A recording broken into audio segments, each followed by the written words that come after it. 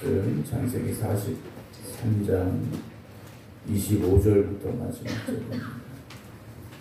43장 25절부터 마지막 절 34절 말씀입니다.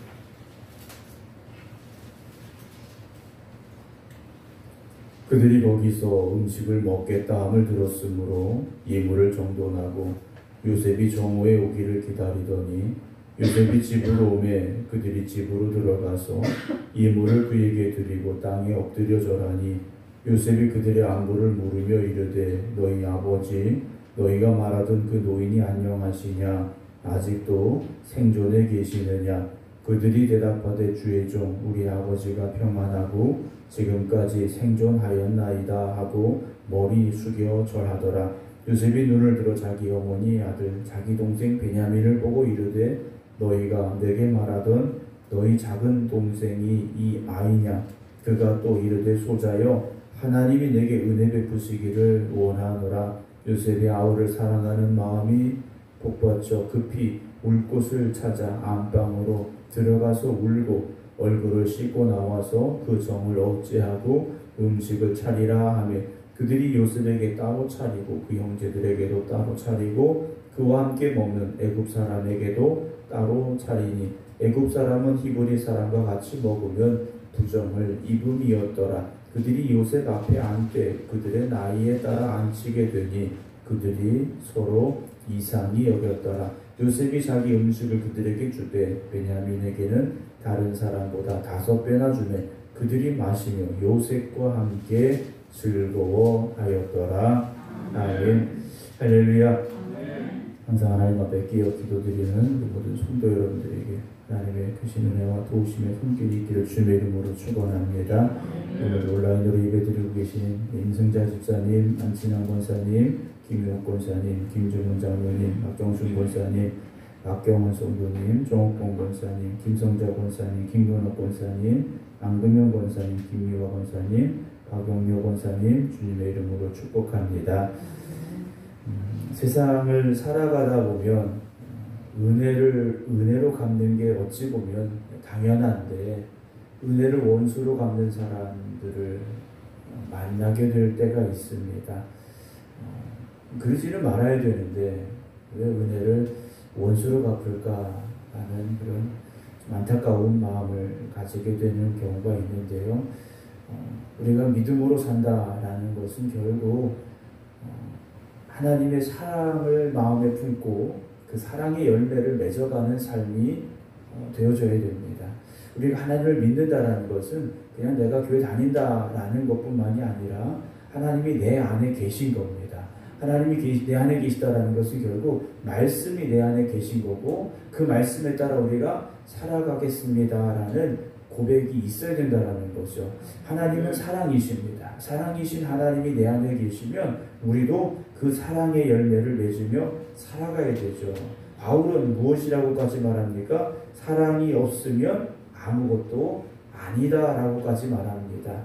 근데 요즘 이 시대 물론 과거에도 그런 사람들도 있긴 했습니다만 자기밖에 모르는 사람들이 있지 않습니까? 그러나 우리는 자기밖에 모르는 사람들이 아니라 다른 사람들을 돌아올 줄 알고 주님의 그 사랑으로 열매 맺어갈 수 있는 그래서 이 세상에 정말 예수 믿는 사람들은 다르구나라는 그런 소리를 우리가 들을 수 있어야 되죠. 그럼 목사님 우리는 다른 사람 사랑만 해주고 손해만 봐야 되나요? 라는 생각을 하실 수 있어요.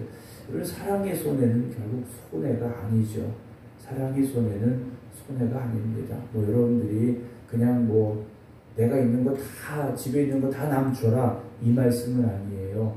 내가 정말 하나님의 그 사랑을 실천하기 위해서 때로 좀 어떤 손해가 있다 할지라도 그것이 하나님께서 기뻐하시는 일이라면 하나님께서 채워주시고 또 하나님께서 더 큰 은혜와 축복으로 우리에게 주시는 그 은혜가 있게 될 줄로 믿으시기 바랍니다.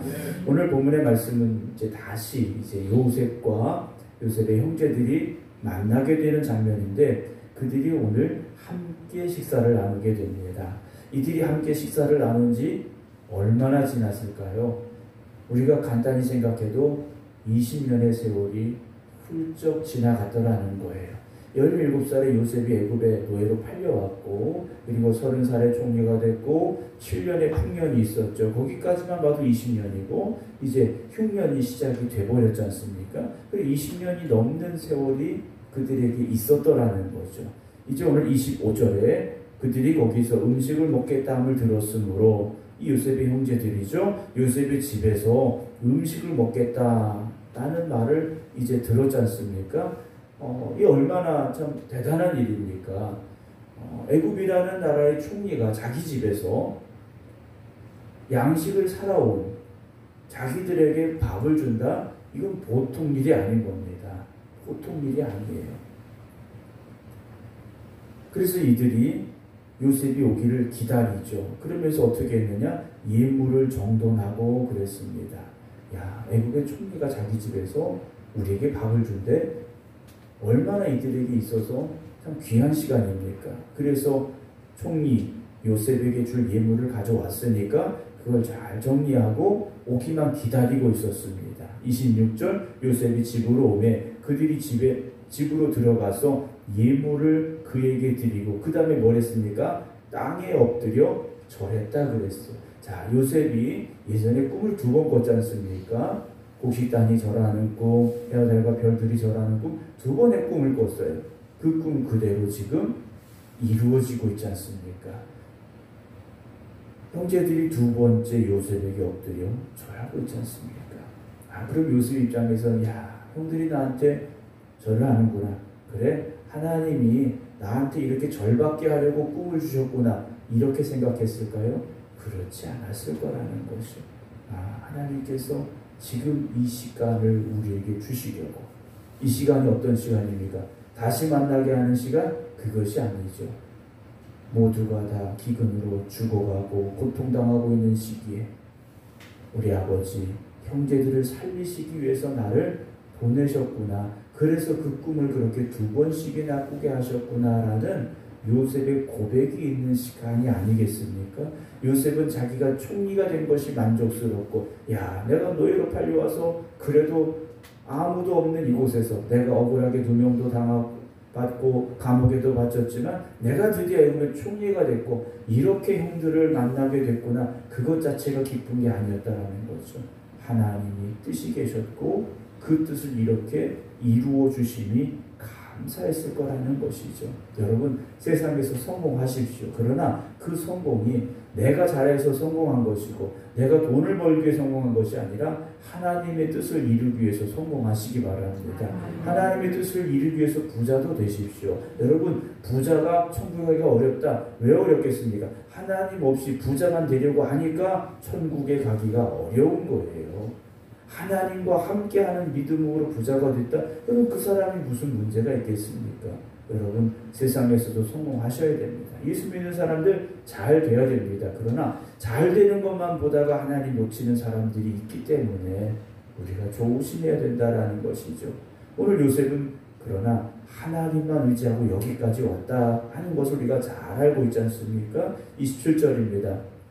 요셉이 그들의 안부를 물었습니다. 그동안 잘 있었는지, 잘 갔다 왔는지 안부를 물었겠죠. 그러면서 너희 아버지, 너희가 말하던 그 노인이 안녕하시냐, 아직도 살아있느냐 라고 묻습니다. 아버지 야곱이 궁금한 거죠. 아버지가 지금도 살아계신지 궁금했습니다. 28절에 형제들이 대답하죠. 주의 종 우리 아버지가 평안하고 지금까지 생존하였나이다 하고 또다시 머리 숙여서 요셉에게 절했다라고 되어 있습니다.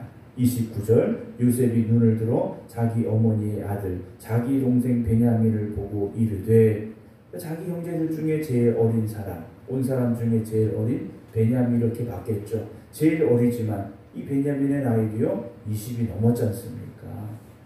청년의 때가 지금 훨씬 지나가고 있는 그런 베냐민이었어요. 요셉이 얼마나 그리웠겠습니까? 자기는 형들에게 죽을 뻔하고 노예로 팔려왔는데 자기보다 어린 이 베냐민이 잘 살아 있었을까? 너무나도 걱정이 됐던 거예요. 그래서 굳이 베냐민을 데려오라 여기까지 형제들에게 명령을 했더라는 거죠. 형들이 내버려뒀을까? 나도 죽이려고 했는데, 나도 노예로 팔았는데 혹시 베냐민을 죽이진 않았을지, 베냐민을 노예로 팔진 않았을지 너무나도 걱정이 됐더라는 거예요. 그런데 이렇게 건강하게 늠름하게 자라서 자기 앞에 있다? 이 얼마나 감격스럽습니까? 너희가 내게 말하던 너희 작은 동생이 이 아이냐 하면서 소자여 하나님이 내게 은혜 베푸시기 원한다 하고 요셉이 고백을 합니다. 요셉도 지금까지 어떻게 살아왔습니까? 하나님의 은혜로 살아왔지 않습니까? 하나님의 은혜로 살아왔어요. 자기와 함께 하셨던 그 하나님의 은혜가 자기의 막내 베냐민에게도 함께 하시기를 요셉이 간절히 소망하고 있다는 거죠. 사랑하는 성도 여러분, 여러분들의 삶 가운데도 요셉이 고백하는 이 하나님의 은혜가 임하시길 주님의 이름으로 축원합니다. 요셉이 말하는 하나님의 은혜는요, 뜬구름 잡는 그런 은혜가 아니지 않습니까? 자기가 죽을 뻔하고 노예로 팔려왔고 억울하게 감옥에 갇히고 정말 그 감옥 속에서 벗어날 수 없는 그 절망의 시간에도 함께 하셨던 하나님, 그러나 그 꿈을 이루어 주시어서 애굽의 총리가 되게 하신 하나님, 그 하나님을 자기가 체험하고 정말 경험했던 그 하나님의 은혜가 함께 하시기를 소망하고 있다는 것이죠. 저도 오늘 그 은혜가 여러분들에게 그대로 임하기를 주님의 이름으로 축복합니다. 30절에 요셉이 아우를 사랑하는 마음이 복받쳤습니다. 그래서 눈물이 난 거예요. 급히 울 곳을 찾아 자기 방으로 들어가서 울었습니다. 얼마나 울었는지 얼굴을 씻고 나올 정도였어요. 그러면서 그 정을 억제하고 음식을 차려라, 밥 먹자 이렇게 명령을 내렸죠. 32절에 그들이 요셉에게 따로 차리고 형제들에게 따로 차리고 또 그들과 함께 먹는 애굽 사람들도 있었는데 그들에게 따로 차렸습니다. 이유는 애굽 사람은 히브리 사람과 같이 먹으면 부정하다라고 생각을 했기 때문이에요. 그러니까 애굽 사람들도 자기들이 섬기는 신의 율법이 있겠죠. 그래서 이방 사람들, 또 히브리 사람들과 먹으면 자기들이 부정해진다 아마 한 그런 규정이 있었던 것 같습니다. 그래서 따로 이렇게 식탁을 차렸는데 이상한 일이 하나 벌어졌습니다. 33절 그들이 요셉 앞에 이렇게 쭉 앉게 되는데 그들의 나이에 따라 앉혔다 그랬어요. 이들의 나이가 지금 몇 살이 됐겠습니까? 꽤 나이를 먹은 사람들이에요. 누가 형인지 동생인지 알 수 없는 상황인데 식탁에 앉히는데 가만히 보니까 큰형부터 막내까지 순서대로 쭉 앉히더라는 거예요. 야, 이상하다. 저 사람들이 어떻게 우리를 나이 순서대로 앉히지? 아마 이런 생각이 들었다 하는 것이죠. 근데 어떻게 그럴 수 있습니까? 요셉이 그렇게 하라고 한 거죠. 첫 번째부터 막내까지 이렇게 자리에 앉혀라 라고 명령을 이미 내렸더라는 거예요. 세월이 지났습니다. 20년이 넘는 세월이 지났지만 요셉은요, 형들을 잊지 않고 있었더라는 거예요. 잊지 않았는데 어떻게 잊지 않았느냐가 중요하죠. 원수로 잊지 않았느냐 아니면 형들을 향한 사랑으로 잊지 않았느냐가 중요하지 않습니까? 요셉의 마음에 그들을 향한 어떤 억울함, 속상함, 미움이 남아있는 게 아니라는 거예요. 이제는 형제들을 향한 사랑이 있었다라는 거죠. 혹시나 여러분들 마음속에 미움으로 또는 원수로 기억이 되는 사람들이 있다 할지라도 이제는 잊으시고 또 내려놓을 수 있는 하나님의 은혜가 있길 주님의 이름으로 축원합니다. 전에도 한번 말씀드렸습니다만 내가 누구를 미워한다라는 것은요, 여러분 내 마음에 내가 상처가 되는 거예요. 다른 그 사람은 그냥 몰라요. 내가 그 사람 때문에 속상한지 내가 상처받는지 잠 못 자는지 그 사람은 전혀 신경 안 씁니다.